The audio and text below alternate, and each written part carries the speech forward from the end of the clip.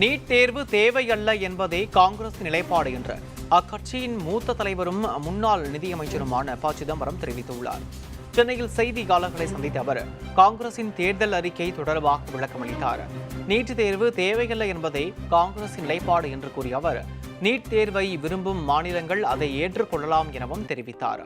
தமிழகத்தை பொறுத்தவரை திமுக, அதிமுக ஆகிய கட்சிகள் நீட் தேர்வுக்கு எதிர்ப்பு தெரிவிப்பதாக அவர் சுட்டிக்காட்டினார்.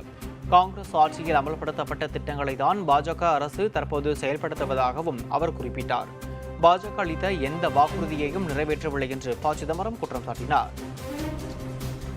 ஒரு மாநில அரசு தன்னுடைய மாநிலத்தில் வாழ்கிற மாணவர்களுக்காக அரசு செலவில் அரசு மருத்துவமனை கட்டுகிறார். அதில் எந்த மாணவரை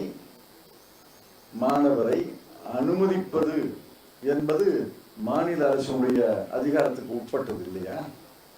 இப்ப இந்த நீட் வர்றதுக்கு முன்னாடி ஒரு தேர்வு வைத்து ஒரு நேர்காணல் வைத்துத்தானே மாணவர்களை சேர்த்தார்கள். அதனால நீட் என்பது தேவையல்ல.